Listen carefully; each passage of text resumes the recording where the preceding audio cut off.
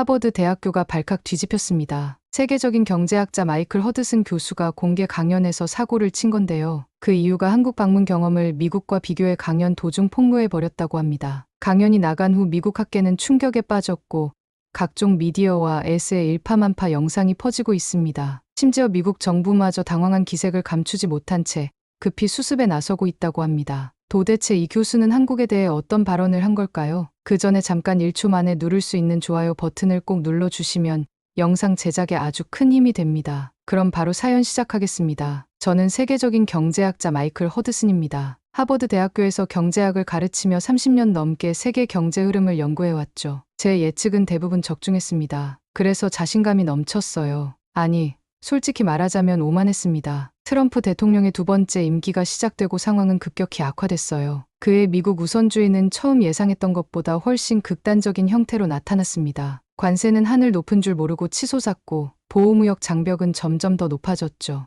이건 경제 전쟁이다. 트럼프의 측근인 로버트 라이트아이저가 CNN 인터뷰에서 당당하게 선언했습니다. 그의 말대로였어요. 전 세계 공급망이 붕괴되기 시작했고 유럽과 아시아 국가들의 산업 기반은 큰 타격을 입었습니다. 세계경제포럼 의장 클라우스 슈밥은 결국 다보스에서 긴급 컨퍼런스를 소집했어요. 저도 패널로 참석했죠. 회의장에는 긴장감이 감돌았습니다. 참석자들의 얼굴에는 공포와 불안이 역력했어요. 세계 경제는 30년 만에 최악의 위기에 직면했습니다.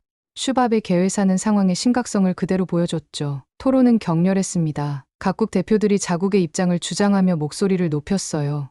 독일의 BMW, 프랑스의 르노 대표들은 자동차 산업의 몰락을 경고하며 도움을 호소했습니다. 그때 일본의 소프트뱅크 CEO 손정희가 발언권을 얻었어요. 아시아가 새로운 경제 질서를 주도해야 합니다. 특히 한국의 기술력은. 그의 말에 저는 참을 수 없었습니다. 마이크를 잡자마자 강하게 반박했죠. 말도 안 됩니다. 아시아, 특히 한국은 절대 글로벌 경제를 이끌 수 없어요. 그들에겐 신뢰성이 없습니다. 기술력, 그건 모두 모방에 불과하죠. 그들의 경제 시스템은 근본적으로 취약합니다. 회의장은 순간 얼어붙었어요. 많은 사람들이 놀란 표정으로 저를 쳐다봤습니다. 그 중에는 한국 대표단도 있었죠. 그들의 얼굴에 스친 상처와 분노를 보았지만 당시에는 개의치 않았습니다. 회의가 끝난 후 제 발언은 전 세계 미디어의 헤드라인을 장식했어요. 세계적 경제학자, 한국 경제 능력 강력 비판, 허드슨, 아시아 리더십 가능성 전면 부정 같은 제목들이 넘쳐났죠. 특히 한국 인터넷에서는 제 발언이 폭발적인 반응을 일으켰습니다. 그날 밤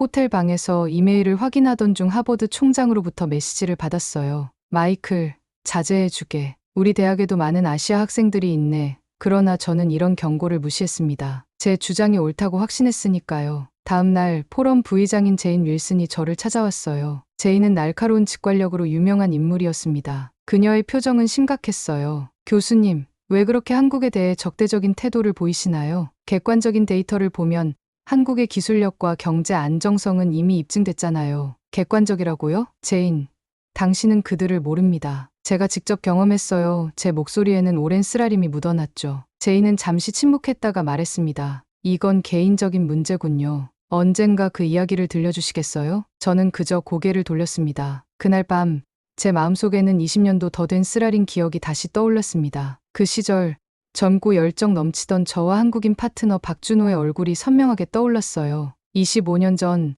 저는 각 경제학 박사 학위를 받은 패기 넘치는 청년이었습니다. 새로운 글로벌 투자 모델을 개발해 주목받기 시작했죠. 그때 만난 사람이 한국인 사업가 박준호였어요. 박준호는 저보다 10살 많았고 부드러운 미소와 예리한 사업 감각을 지닌 사람이었습니다. 마이클, 우리 함께 합작 투자를 해봅시다. 당신의 이론과 제 자본, 완벽한 조합이 될 거예요. 박준호의 제안은 매력적이었습니다. 우리는 아시아 미국 간 첨단 기술 무역을 중개하는 회사를 설립했어요. 처음 1년은 순조로웠죠. 수익은 꾸준히 늘었고 저는 미래를 낙관했습니다. 그러나 모든 것이 하루아침에 무너졌어요. 어느 날 아침 사무실에 도착했더니 모든 서류와 자산이 사라졌습니다. 박준호는 밤사이 모든 자금을 인출하고 한국으로 떠났어요. 계약은 일방적으로 파기됐고 저는 막대한 빚더미에 앉게 됐습니다. 파산 직전까지 갔죠. 왜 이러셨어요, 준호 씨? 수없이 전화를 걸었지만 박준호는 응답하지 않았습니다. 결국 법적 조치를 취했지만 국제 소송의 벽은 높았어요. 그 사건은 제 마음에 깊은 상처를 남겼습니다. 한국과 한국인에 대한 불신이 제 내면 깊숙이 자리 잡았죠. 다보스 포럼 이후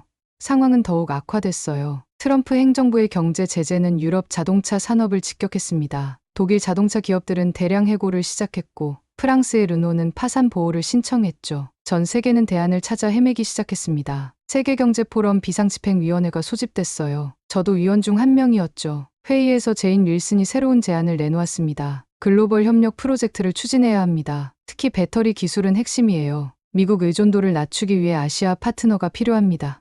위원들은 고개를 끄덕였지만 저는 반대했어요. 아시아 기업들을 신뢰할 수 없습니다. 그들은 단기 이익만 추구해요. 그때 독일 대표 한스 밀러가 자료를 꺼냈습니다. 삼성이 좋은 후보입니다. 기술력도 뛰어나고 윤리적 경영으로 평판이 좋아요. 삼성이요? 말도 안 됩니다.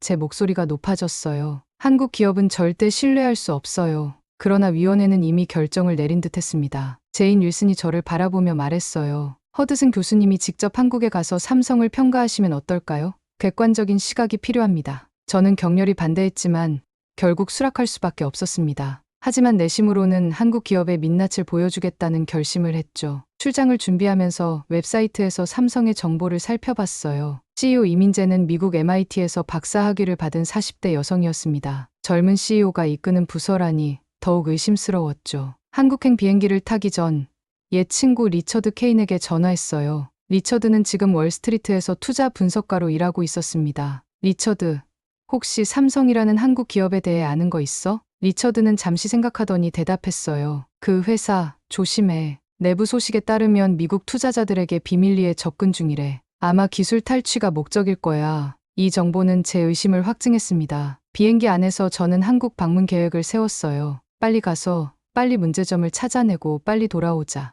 인천공항에 도착했을 때 삼성 직원 김도윤이 저를 맞이했습니다. 김도윤은 완벽한 영어로 저를 환영했지만 저는 냉담하게 대했어요. 호텔부터 갑시다. 피곤하네요. 김도윤은 당황한 기색을 보였지만 예의 바르게 응대했습니다. 물론이죠, 교수님. 내일 일정부터 시작하면 됩니다. 서울의 첫인상은 솔직히 놀라웠어요. 깨끗한 거리, 최첨단 건물들, 효율적인 대중교통. 그러나 제 마음은 여전히 닫혀 있었습니다. 겉모습은 그럴듯하지만 본질은 다르겠지. 다음 날 삼성 본사를 방문했어요. 현대적인 건물이었고 정원에는 태양광 패널이 설치되어 있었습니다. CEO 이민재가 직접 저를 맞이했죠. 허드슨 교수님, 만나서 영광입니다. 세계적인 경제학자를 모시게 되어 기쁩니다. 저는 형식적으로 악수만 했어요. 빨리 시작합시다. 제 시간은 소중하니까요. 이민재의 눈에 상처가 스쳤지만 이민재는 전문가다운 태도를 유지했습니다. 물론이죠. 먼저 연구소부터 안내해 드릴게요. 연구소에서 기술 책임자 박민수가 배터리 기술에 대해 설명했어요. 박민수는 열정적으로 이야기했지만 저는 의도적으로 회의적인 질문을 던졌습니다. 이 기술, 미국 기업에서 베낀 건 아닙니까? 안전성 테스트는 제대로 했나요? 수치만 조작한 건 아니고요. 환경 영향 평가는요? 아마 형식적으로만 했겠죠? 박민수는 당황했지만 침착하게 모든 질문에 답했습니다. 그러나 제 태도는 계속 적대적이었어요. 점심시간에 직원 식당으로 안내받았을 때도 냉소적인 태도를 유지했죠. 한국 음식은 먹을 수 없습니다. 서양식은 없나요? 이민재는 곤란한 표정을 지었지만 즉시 대안을 마련했어요. 이민재의 신속한 대응이 살짝 인상적이었지만 물론 인정하지 않았습니다. 오후 회의에서는 삼성의 재무 담당자 최지훈이 회사의 재정 상태를 설명했어요. 투명한 회계 시스템, 안정적인 성장률, 지속 가능한 투자 계획, 모든 것이 완벽해 보였지만 저는 여전히 불신했습니다. 이 수치들 믿을 수 있나요? 감사는 누가 했죠? 최지훈은 침착하게 국제적으로 인정받는 회계법인의 이름을 언급했지만 저는 계속해서 의심의 눈초리를 보냈어요. 회의가 끝난 후 이민재가 저를 사무실로 초대했습니다. 이민재의 사무실은 검소했고 책장에는 경제학 서적들이 가득했어요. 눈에 띄는 것은 제가 쓴 책도 있다는 점이었죠. 교수님, 솔직히 말씀드려도 될까요? 이민재의 목소리는 조용했지만 단호했습니다. 우리는 교수님의 평가를 존중합니다. 하지만 왜 이렇게 적대적인 태도를 보이시는지 이해하기 어렵네요. 저는 냉소적으로 웃었어요. 이해할 필요 없습니다. 저는 객관적인 평가를 위해 여기 왔을 뿐이에요. 이민재는 잠시 침묵했다가 말했습니다. 교수님께서 다보스에서 하신 발언 봤습니다. 한국에 대한 선입견이 있으신 것 같아요. 그 말에 제 분노가 폭발했습니다. 선입견이라고요? 저는 직접 경험했어요. 한국인 파트너에게 배신당한 적이 있습니다. 그가 모든 것을 파괴했죠. 이민재는 놀란 표정이었지만 저는 멈추지 않았어요. 그래서 저는 한국 기업을 신뢰하지 않습니다. 당신들의 기술도 윤리도 믿지 않아요. 이 보고서도 부정적으로 작성할 겁니다.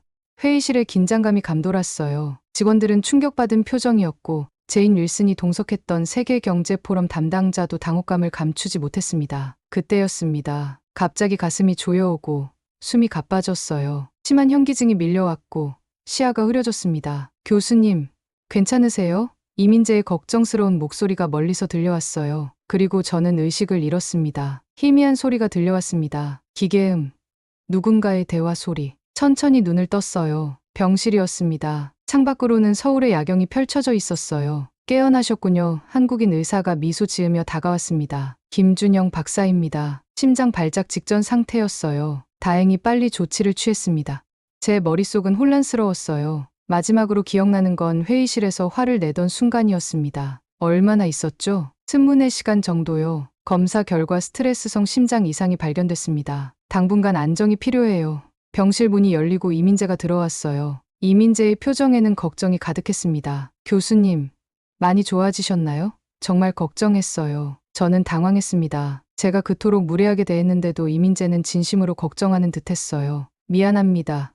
제가 너무 제 목소리가 떨렸습니다. 이민재는 손을 저었어요. 건강이 최우선입니다. 모든 일정은 취소했으니 회복에만 집중하세요. 이민재가 떠난 후 간호사가 약을 가져왔습니다. 젊은 여성이었어요. 교수님, 약 드세요. 그녀의 영어는 서툴렀지만 친절했습니다. 외국에서 아프시면 더 힘드시죠. 걱정 마세요.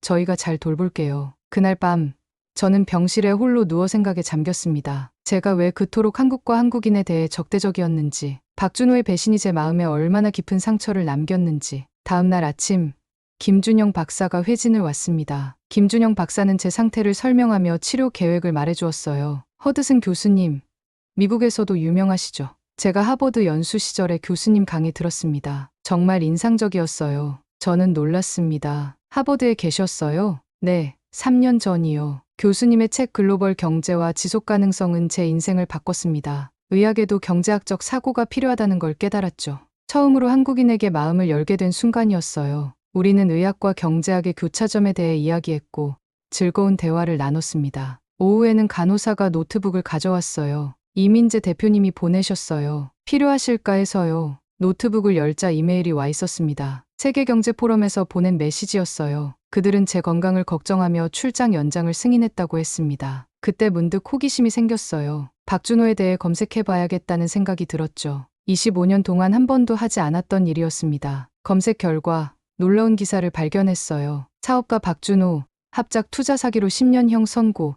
2005년 기사였습니다. 심장이 빠르게 뛰기 시작했어요. 기사를 더 읽어보니 박준호는 미국인 파트너 조나단 피셔와 공모해 여러 외국인 투자자들에게 사기를 쳤다고 했습니다. 그리고 조나단 피셔, 그는 제 미국 투자 파트너였어요. 이럴 수가. 제 목소리가 떨렸습니다. 다른 기사들을 더 찾아보니 충격적인 진실이 드러났어요. 박준호가 한국으로 도주한 것이 아니라 조나단이 그를 속여 회사 자금을 빼돌렸던 겁니다. 박준호는 단지 또 다른 피해자였을 뿐이었어요. 25년 동안 품어온 제 증오와 편견의 기반이 완전히 무너졌습니다. 병실 문이 열리고 김도윤이 들어왔어요. 교수님, 좀 어떠세요? 필요한 거 있으시면 말씀해 주세요. 저는 김도윤을 바라보며 처음으로 진심 어린 미소를 지었습니다. 고맙습니다, 김씨. 제가 좀 생각할 시간이 필요할 것 같네요. 사흘 후, 의사는 제가 퇴원해도 좋다고 했습니다. 하지만 아직 국제선 비행기를 타는 건 위험하다고 경고했어요. 결국 저는 한국에 더 머물기로 했죠. 교수님,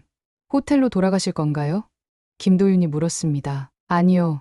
원래 일정대로 삼성을 방문하고 싶습니다. 물론 괜찮다면요. 김도윤의 눈이 커졌어요. 김도윤은 잠시 망설이더니 이민재에게 전화했습니다. 짧은 대화 후 김도윤이 웃으며 말했어요. 환영합니다. 대표님이 직접 안내해 드리겠다고 하십니다.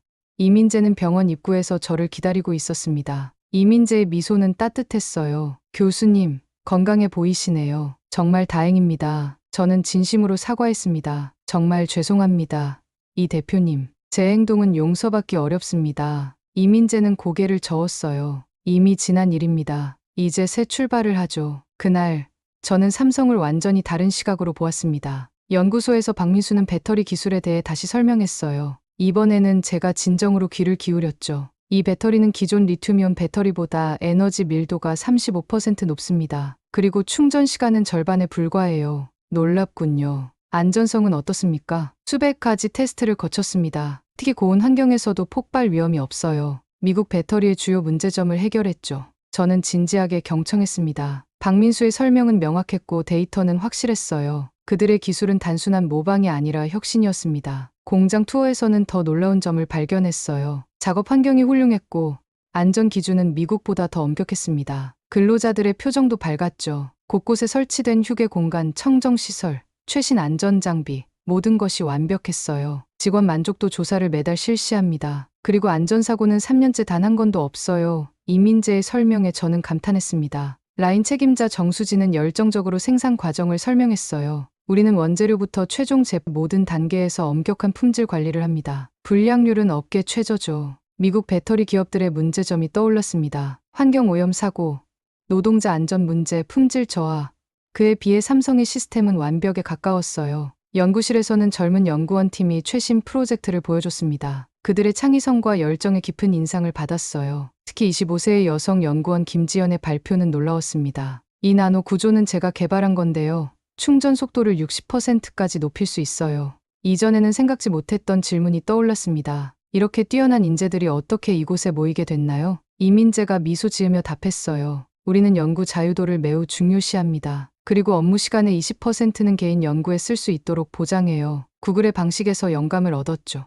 저녁, 이민재는 저를 작은 한식당으로 초대했습니다. 처음 먹어보는 한국 음식은 놀라울 정도로 맛있었어요. 편안한 분위기 속에서 우리는 비즈니스를 넘어 개인적인 이야기를 나누기 시작했습니다. 박준호에 대해 알아보셨다고요? 이민재가 물었습니다. 네, 충격적이었어요. 25년 동안 오해하고 있었죠. 제 목소리는 떨렸습니다. 이민재는 조용히 말했어요. 인생은 때로 그런 식으로 우리를 시험하죠. 중요한 건 진실을 알았을 때 어떻게 반응하느냐입니다. 그녀의 말은 제 마음에 깊은 울림을 주었어요. 이전에 저는 얼마나 편협했는지, 얼마나 많은 기회를 놓쳤는지 깨달았습니다. 다음 날 삼성의 최고 연구시설을 방문했어요. 그곳에서 박민수가 보여준 새로운 배터리 시스템은 정말 혁신적이었습니다. 미국 기업들이 수년간 해결하지 못했던 문제를 그들은 이미 뛰어넘었어요. 이 기술이 상용화되면 전기차 산업이 완전히 변할 겁니다. 진심으로 감탄했어요. 저녁 회의에서 저는 공식적으로 사과했습니다. 제 행동은 용서받을 수 없습니다. 개인적 편견으로 인해 객관성을 잃었어요. 삼성과 한국의 혁신성,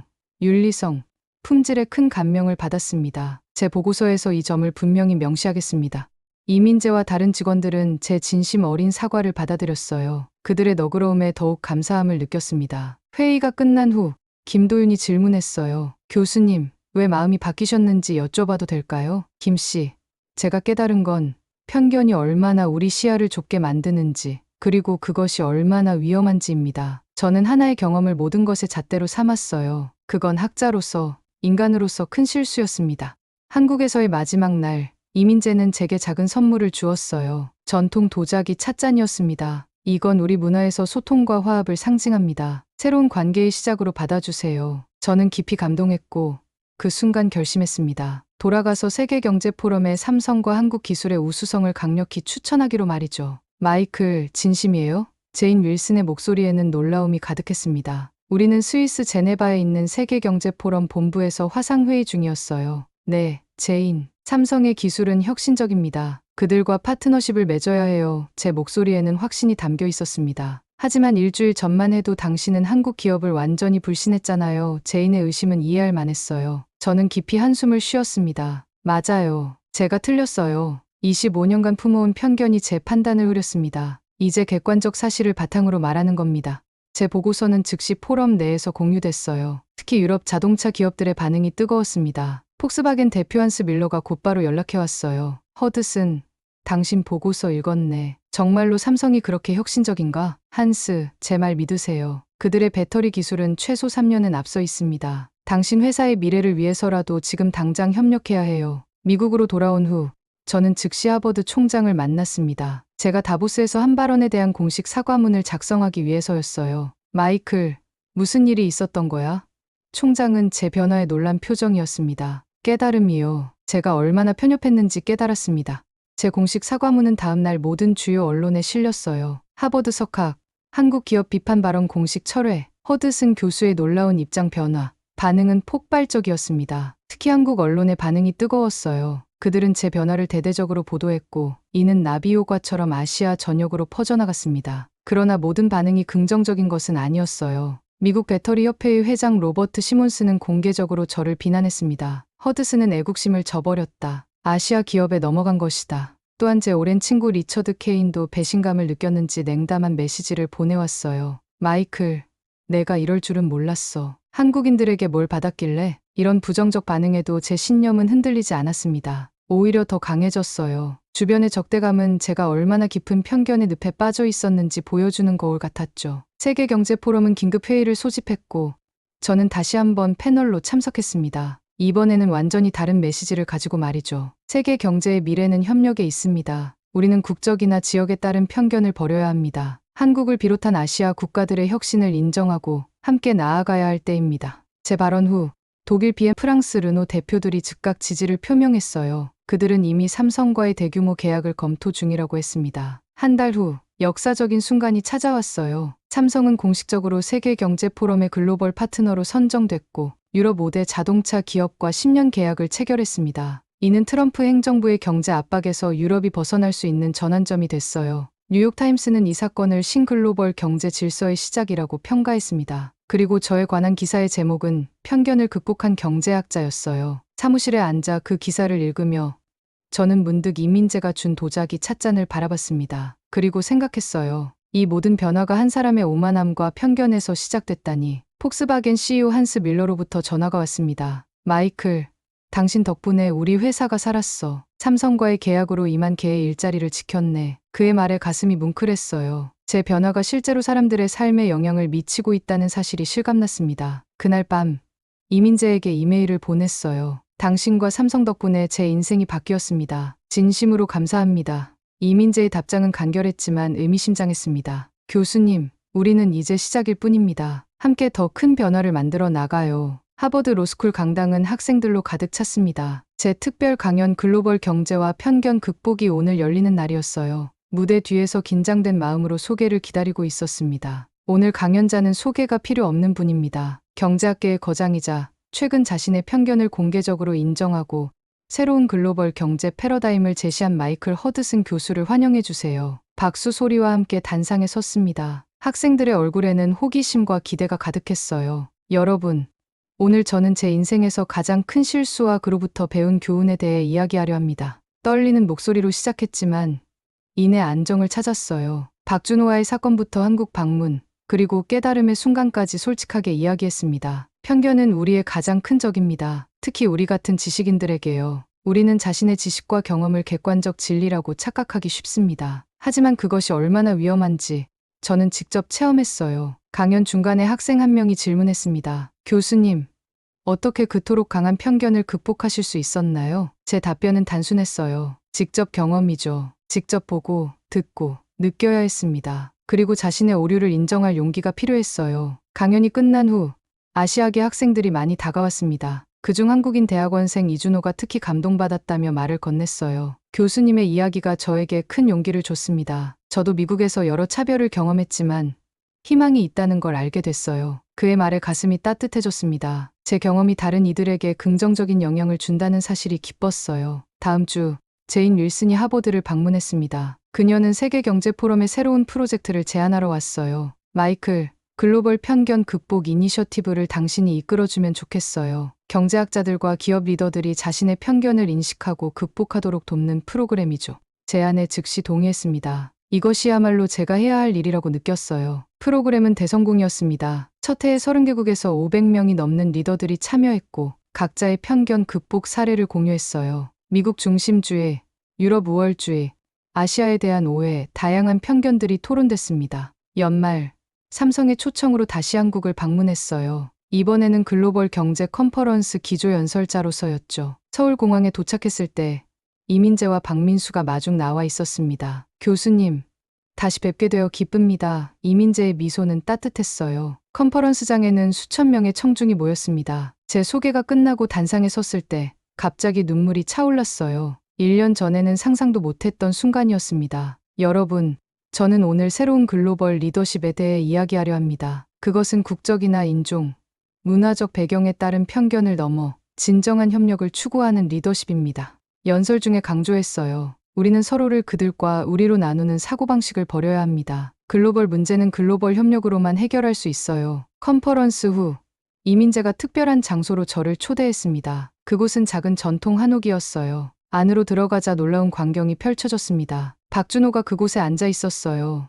마이클 노년의 박준호가 떨리는 목소리로 말했습니다. 그의 눈에는 감정이 가득했어요. 우리는 서로를 바라보며 한동안 말을 잇지 못했습니다. 25년의 오해와 상처가 그 공간을 채웠어요. 준호 씨, 제가 얼마나 잘못 생각했는지 제 목소리는 떨렸습니다. 박준호는 천천히 일어나 제게 다가왔어요. 그리고 갑자기 저를 꽉 안았습니다. 괜찮아요.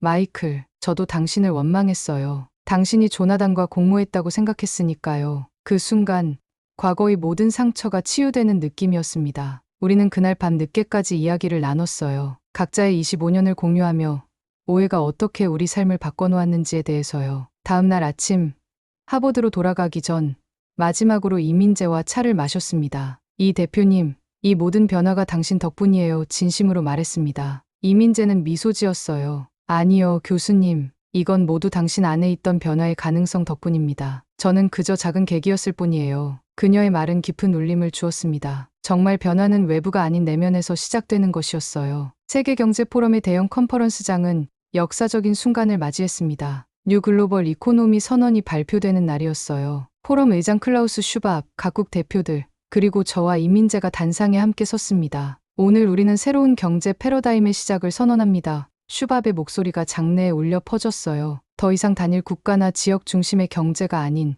진정한 글로벌 협력 경제를 추구할 것입니다. 이어서 제가 마이크를 잡았습니다. 지난 1년간 우리는 편견과 오해를 극복하는 과정을 거쳤습니다. 그 결과 유럽 자동차 산업은 살아났고 아시아 기술 기업들은 세계적 인정을 받게 됐습니다. 이민재가 발표를 이어받았어요. 삼성은 앞으로 5년간 청정 에너지 개발에 100억 달러를 투자할 것을 약속합니다. 이는 단순한 비즈니스가 아닌 더 나은 세계를 위한 약속입니다. 선언문 서명식이 진행됐고 40개국 대표와 100개 기업이 참여했습니다. 트럼프 행정부조차 압박에 못 이겨 참관인 자격으로 대표를 보냈어요. 식이 끝난 후 독일 총리가 저에게 다가와 악수를 청했습니다. 허드슨 교수님, 당신의 용기 덕분에 우리 경제가 살아났어요. 진심으로 감사합니다. 그날 저녁 특별한 만찬이 열렸습니다. 테이블에는 세계 각국의 리더들이 모였어요. 과거에는 서로 경쟁하고 불신했던 이들이 이제는 함께 웃고 대화하는 모습이 감동적이었습니다. 식사 중에 일본 대표가 질문했어요. 허드슨 교수님, 앞으로의 계획은 무엇인가요? 글로벌 경제 교육 혁신입니다. 우리는 다음 세대에게 편견 없는 경제관을 가르쳐야 해요. 하버드에서 새로운 커리큘럼을 개발 중입니다. 저의 글로벌 경제 윤리학 강의는 하버드에서 가장 인기 있는 강좌가 되었어요. 학생들은 경제 이론뿐만 아니라 다양한 문화와 관점을 존중하는 법을 배웠습니다. 1년 후 트럼프 행정부의 보호무역 정책은 서서히 완화되기 시작했어요. 세계 시장의 변화에 적응하지 않을 수 없었기 때문이죠. 특히 삼성과 유럽 기업들의 성공적인 파트너십은 미국 정부에게 큰 충격이었습니다. 어느 날 백악관에서 연락이 왔어요. 대통령 경제자문위원회에 참여해달라는 요청이었습니다. 처음에는 거절하려 했지만 이민재의 조언이 생각났어요. 마이클, 변화는 내부에서 시작됩니다. 당신이 그곳에 있어야 진정한 변화가 올 거예요. 결국 제안을 수락했고 워싱턴에서 새로운 도전을 시작했습니다. 물론 쉽지 않았어요. 백악관 내에서도 저를 배신자로 보는 시선이 있었죠. 그러나 점차 제 의견이 정책에 반영되기 시작했습니다. 2년 후 미국과 아시아, 유럽을 잇는 글로벌 그린 테크놀로지 얼라이언스가 출범했어요. 삼성의 배터리 기술은 이 얼라이언스의 핵심이 되었습니다. 하버드에서의 퇴임 강연 날이 왔습니다. 30년간의 교수 생활을 마치는 순간이었어요. 강당은 학생들과 동료들, 그리고 특별 초청객들로 가득했습니다. 이민재, 박준호, 제인 윌슨, 제 인생의 중요한 순간들을 함께한 사람들이 모두 그 자리에 있었어요. 마지막 말을 준비하며 잠시 생각에 잠겼습니다. 어떻게 30년의 여정을 요약할 수 있을까? 그리고 마이크 앞에 섰습니다. 제 인생에서 가장 중요한 깨달음은 하버드 강단이 아닌 한국의 한 회의실에서 얻었습니다. 편견은 지식보다 강하고 자만심은 진리보다 위험합니다. 한국은 제 편견을 부끄럽게 만든 나라였으며 제가 평생 배운 가장 큰 교훈이었습니다. 청중들의 기립박수가 이어졌고 저는 깊은 감사의 마음으로 고개를 숙였습니다. 이제 새로운 여정이 시작될 것이었어요. 지식이 아닌 지혜를, 경쟁이 아닌 협력을, 편견이 아닌 이해를 가르치는 여정이었습니다. 강연이 끝난 후 박준호가 다가와 말했어요. 마이클, 우리의 인생이 이렇게 다시 만나게 될 줄 누가 알았겠소? 저는 미소 지으며 그의 손을 꼭 잡았습니다. 준호 씨, 가끔은 가장 어두운 오해가 가장 밝은 깨달음으로 이어지는 것 같습니다. 여러분 잘 보셨나요? 오늘 소개해드린 마이클 허드슨 교수의 이야기는 편견이 얼마나 우리 시야를 좁게 만드는지 보여주었습니다. 그는 25년간의 오해로 인한 편견을 한국 방문을 통해 깨닫고 세계 경제의 패러다임까지 바꾸는 진정한 리더로 거듭났습니다. 우리도 일상에서 무의식적으로 갖고 있는 편견을 돌아보고 다른 시각으로 세상을 바라보는 용기를 가져보는 건 어떨까요? 오늘 사연은 여기까지입니다. 구독과 좋아요는 영상 제작에 큰 힘이 됩니다. 긴 영상 시청해 주셔서 감사합니다.